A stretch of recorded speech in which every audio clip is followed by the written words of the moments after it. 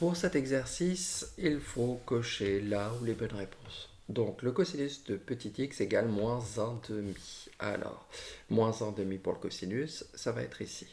Moins 1 demi, donc je vais avoir deux points d'intersection sur l'intervalle moins pi, pi. Je vais avoir ici pi sur 3. Ici, on a moins 2 pi sur 3. Est-ce qu'on a les deux? Oui, on a les deux, donc on va cocher les deux. D'accord? Donc là, hop, on se retrouve avec ça. Donc j'efface et on va passer au petit 2. Le petit b, pardon. Donc là, le sinus est égal à racine de 2 sur 2. Comment je fais pour placer racine de 2 sur 2? 1 demi, je peux le placer, mais racine de 2 sur 2, comme ça, je ne peux pas le placer tout de suite. Il va falloir que je passe par la bisectrice. Donc je fais la bisectrice. Ça, c'est pi sur 4. Je sais que son cosinus, ça va être racine de 2 sur 2. Donc je trace ici, on a les deux points. Donc là, on a pi sur 4, 2 pi sur 4, 3 pi sur 4. Donc pi sur 4, 3 pi sur 4. Et on va regarder là-dedans lequel convient. Alors, pi sur 4, on l'a. Est-ce qu'on a 3 pi sur 4? On ne l'a pas. Donc, là-dedans, parmi ces solutions-là, il n'y a que celui-ci. On va passer au petit c. Au petit c, on me donne quoi? Le cosinus de 2x égale 1 demi. Moi, ce que je vais m'intéresser, donc cette chose-là, si le cosinus vaut 1 demi, le cosinus vaut 1 demi, je vais avoir quoi? Je vais avoir 2 pi sur 6, ou pi sur 3, mais je l'écris comme ça va être plus facile après. Et moins 2 pi sur 6. Pourquoi? Parce qu'en fait, je vais avoir 2 petits x égale 2 pi sur 6, ou 2x égale moins 2 pi sur 6.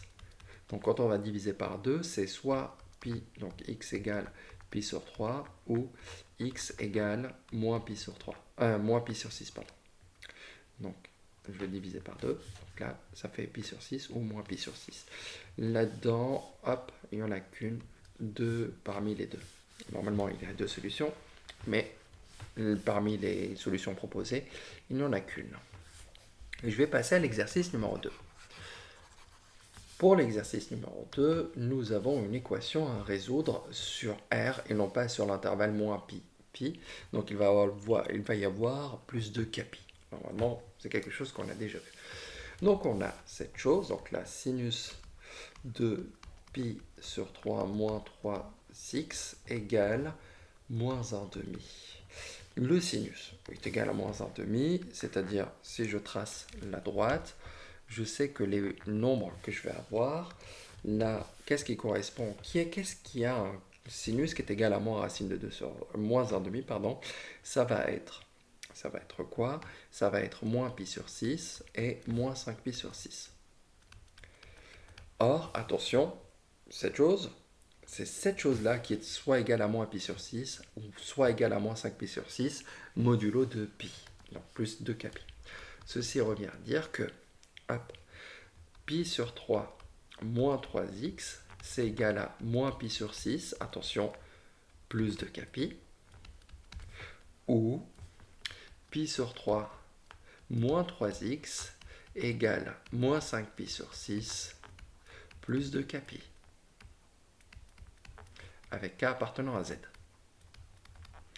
Une fois qu'on a ça, hop, je vais soustraire pi sur 3 des deux côtés. Donc je passe de l'autre côté, voilà.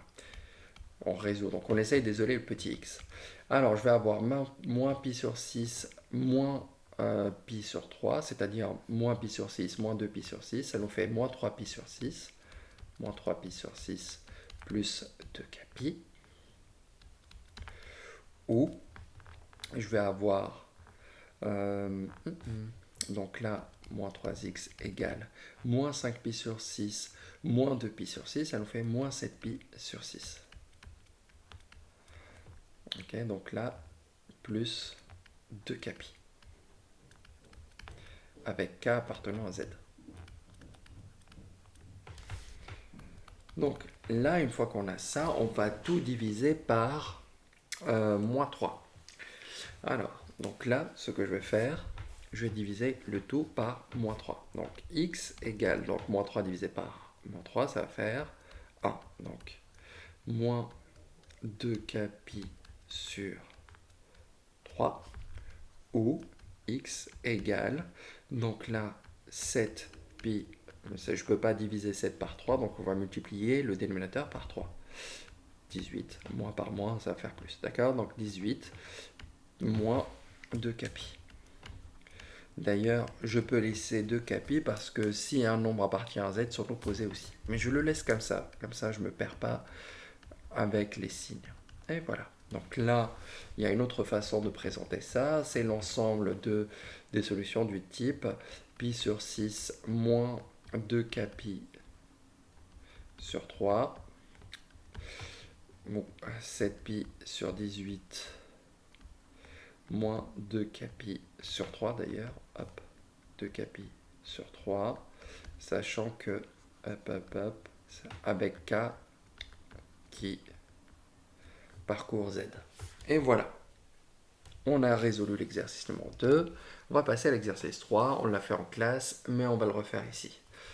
Donc, alors, je m'intéresse à son signe. Donc, je vais regarder quand est-ce que c'est négatif. Quand c'est pas négatif, c'est positif. Donc, je vais m'intéresser quand est-ce que f de x strictement inférieur à 0. Le signe, c'est par rapport à 0. Quand est-ce que je suis en dessous de 0, quand est-ce que je suis au-dessus de 0. Et je rappelle que c'est entre 0 et 2pi. Voilà. Il va falloir que je fasse un petit quelque chose après. Donc, je rappelle. Donc là, si x appartient à l'intervalle 0,2pi. Donc ceci revient à dire que x est compris entre, d'ailleurs, non, voilà, 0 et 2pi. Moi, je veux obtenir 2x plus pi sur 4. Donc il va falloir multiplier par 2 et rajouter pi sur 4. 0 fois 2, ça fait 0, plus pi sur 4, ça fait pi sur 4. Et 2pi fois 2, ça fait 4pi, plus pi sur 4, donc ça va faire, donc là je vais avoir 2x plus pi sur 4, donc qui est strictement inférieur à pi sur 4 plus 4pi, plus 2 tours quoi, 2 fois 2pi. Je vais l'écrire comme ça, que ça soit clair, et voilà, donc finalement, moi ce que je veux, hop, ici, donc là pi sur 4, et je fais un tour, 2 tours. Et je me demande quand est-ce que c'est plus grand que racine de 2 sur 2. Donc on va voir après. Donc là, ceci revient à dire que pardon, cosinus de 2x plus pi sur 4 moins racine de 2 sur 2 est inférieur à 0. Ceci revient à dire que cosinus de 2x plus pi sur 4 est strictement inférieur à racine de 2 sur 2. Finalement, je me demande quand est-ce que... Donc là, ce que je veux, c'est... N'oubliez pas, cette chose, c'est grand X. Donc là, cette chose, c'est la mesure de l'angle dont on cherche le cosinus. Donc on va regarder ça. Et je vais essayer de savoir quand est-ce que c'est le cosinus est plus petit que racine de 2 sur 2. Le cosinus plus petit que racine de 2 sur 2. Donc là, les points où ça vaut exactement racine de 2 sur 2, on les a. Hop, on a quoi? On a ici pi sur 4. Donc n'oubliez pas qu'on va...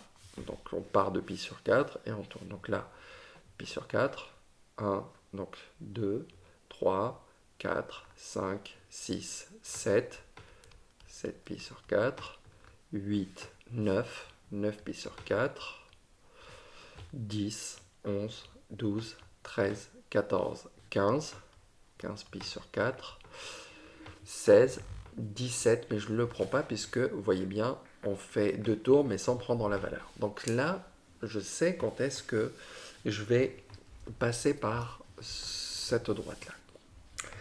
Et il va falloir que je réfléchisse un petit peu.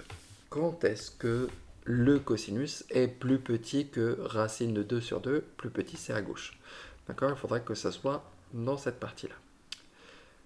Voilà. Donc là, on a réfléchi. Donc, sinon ça s'annule. On va voir. Bon. On y va.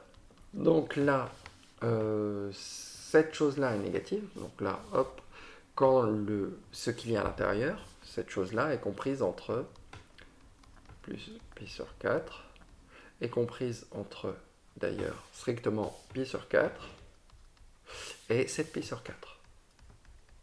Ou, quand je fais un tour de plus, 2x plus pi sur 4 est compris entre 9pi sur 4 et 15 pi sur 4. N'oubliez pas que moi, ce que je veux, quand on essaie de résoudre le signe de f de x, vous voyez bien, ça dépend de x, il va falloir se ramener à petit x ici. Donc là, ce que je vais faire, il va falloir que je soustrais pi sur 4 et que je divise par 2. Pi sur 4 moins pi sur 4, ça fait 0. 0 divisé par 2, ça fait 0. Donc là, je vais me retrouver avec x. 7 pi sur 4 moins pi sur 4, ça fait 6 pi sur 4. 6 pi sur 4 divisé par 2, ça fait 3 pi sur 4. Hop. D'accord, donc je fais enlever pi sur 4 et diviser par 2 pour arriver avec ax. 9 pi sur 4 moins pi sur 4, ça fait 8 pi sur 4. Divisé par 2, ça fait 4 pi sur 4. Et 4 pi sur 4, ce n'est rien d'autre que pi. Là, 15 pi sur 4 moins pi sur 4, ça fait 14 pi sur 4. Divisé par 2, ça fait 7 pi sur 4. Et voilà, donc finalement, on sait quand est-ce que c'est négatif par rapport à x, par rapport à petit x. Donc on va regarder notre tableau de signes. Donc on va faire le tableau de signes de f. Oui. Il va falloir réfléchir. Bam, bam, bam, bam. On a bien réfléchi, donc on va regarder. Ça part de 0 jusqu'à 2pi. Où est-ce que je vais avoir des valeurs? Donc on a pi sur 4. Ah non, c'était 0, 3 pi sur 4, pardon. 3 pi sur 4. Je vais avoir 3 pi sur 4. Je vais avoir pi. Et je vais avoir 7 pi sur 4. Donc ça va s'annuler en 3 pi sur 4, en pi sur 4 et en 7 pi sur 4.